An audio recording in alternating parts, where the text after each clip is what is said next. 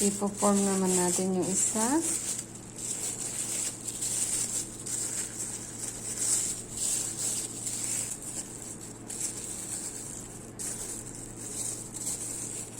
Oh. So, ayan na guys.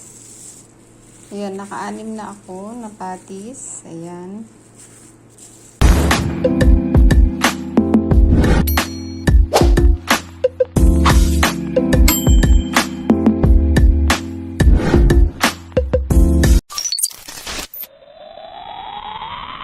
For today's vlog, gagawa ako ng burger patties. So, hindi kami bumibili sa palengke. Kaya, or sa store, kaya gagawa kami ng sarili naming patties. This is the beef. Premium beef. Ayan. Wala siya mga fats. Ayan. Ayan. Okay. So, let's start. Hey guys, for today video, gagawa ako ng hamburger patties. Ayan, beef siya. Ayan. So, ayan na. Mag-start na tayo. Ilalagay natin yung beef. We're making patties. Ayan.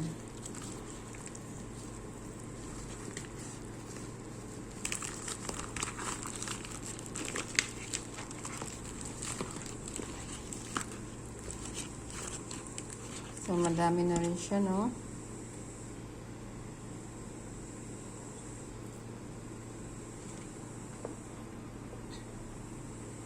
Ayan. Oops.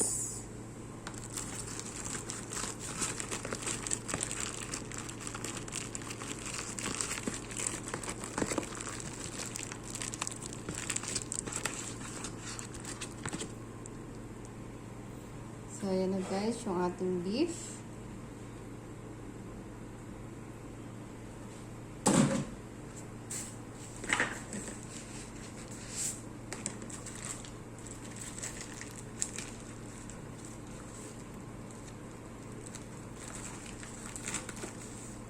So, magdagdag pa ulit tayo.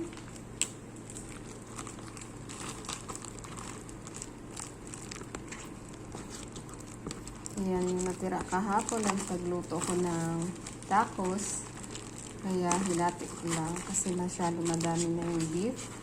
So, ayan. Better na gagawin natin ng patties. Ayan.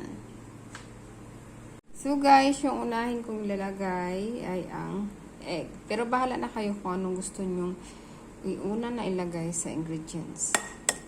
So, egg. 1 egg. Ayan. Lagay lang dyan. And then next ang lalagay ay 1 teaspoon of breadcrumbs.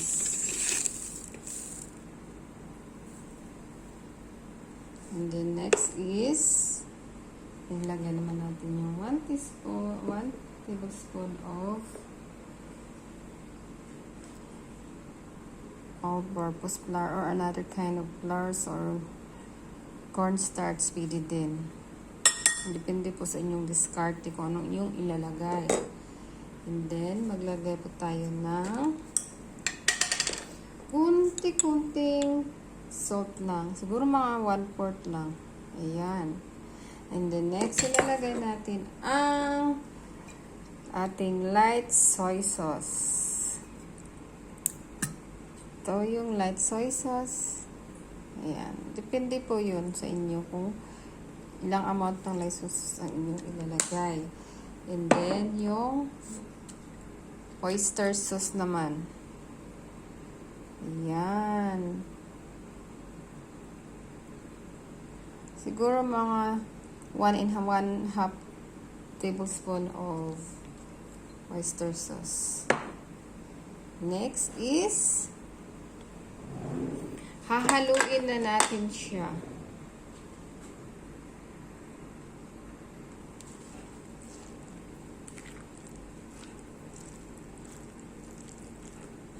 Ayan. Hanggat mag-combine yung mga ingredients. Ayan. Haluin lang. And then, next natin ilalagay, guys, ay ang garlic powder.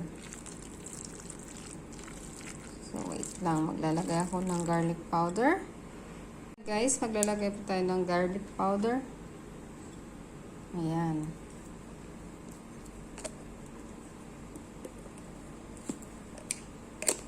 And then, imimix lang.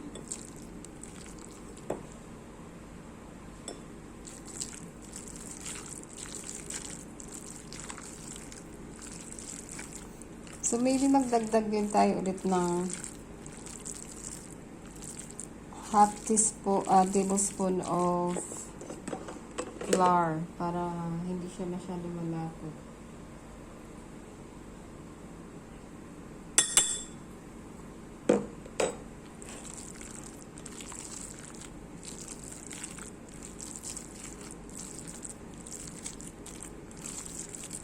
Ayan, okay na yung texture niya, no?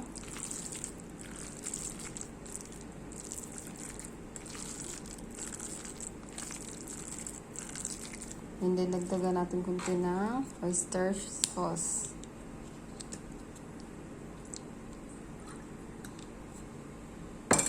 And then, light soy sauce.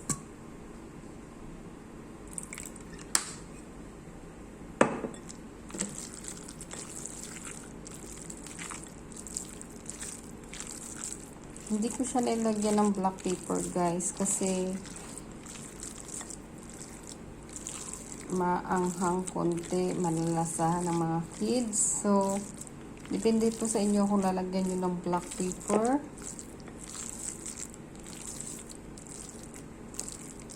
So, sa akin ito lang pinakasimpleng ingredients. Okay na, guys. So, set aside na natin and then mag-prepare na tayo ng plastic para mag-form ng patties. This, guys, I use the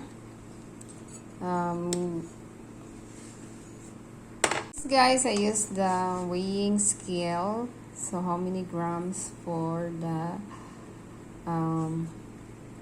burger patties. And then this one, the plastic. Supposed to be you need to use the cling wrap. Pero na-running out ako. Kaya ito na lang muna yung aking ginamit. Yung mga plastic na clear plastic lang. Tapos ginupit ko lang siya, guys. Ayan. So, let's start. So, mag-start na tayo. I-on muna natin yung weighing scale. So, lagyan muna natin.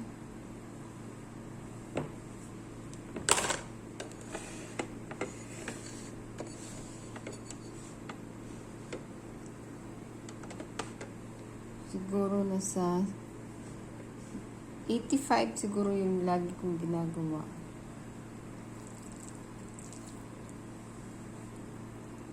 Try ko lang kung magiging kasya siya. 90. Okay, try natin yung 90.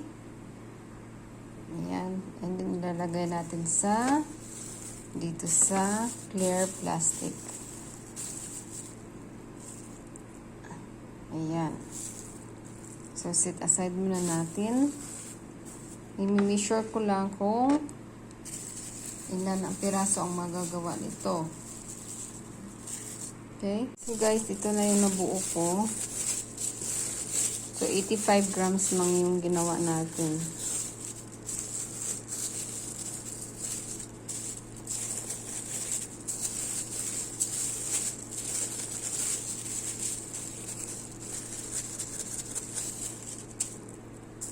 Ayan, saktong-sakto siya, di ba? Oh.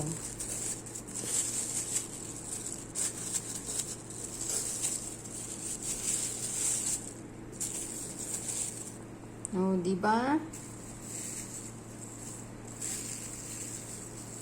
2, 4, 6, 7 yung nagawa natin.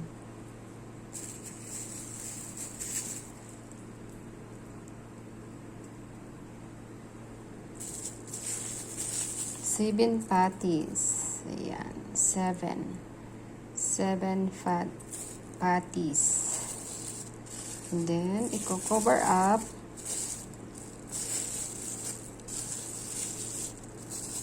Ganyan lang. So, diba? Ang easy lang, diba guys? Okay. Set aside muna natin. And then next,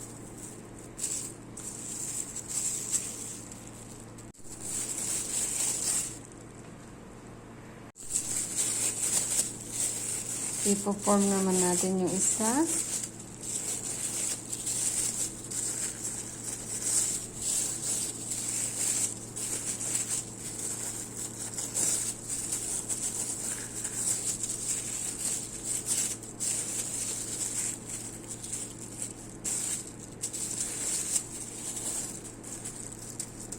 And then ita-flat.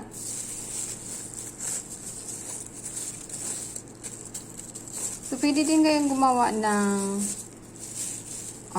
pork or chicken. Depende po sa inyo kung anong gusto nyo meat ang inyong gagawin na pang patties. Pang burger patties. Pero sa amin, ginagawa namin talaga dito ay sa bahay ay ang beef. Ayan.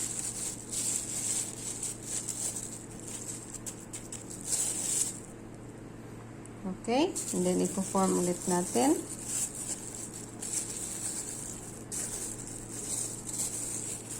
Oh, look at that guys. Diba? So, ayan na guys. Ayan, naka-anim na ako na patties. Ayan.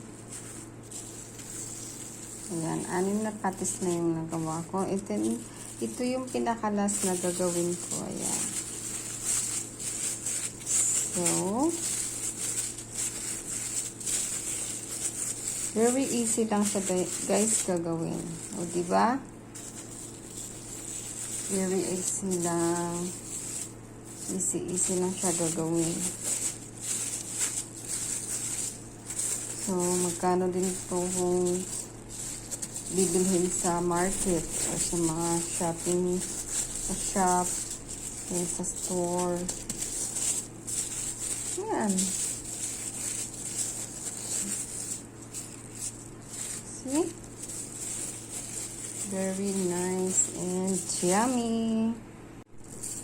So, ipo-fold again. Like this. Ganyan. Ayan. And then, ayan lang. So, kung cling wrap yung gagamitin nyo guys, mas mabilis din siya. Okay? Ayan na yung ating burger patties. O, diba? Napaka-easy lang. Ayan.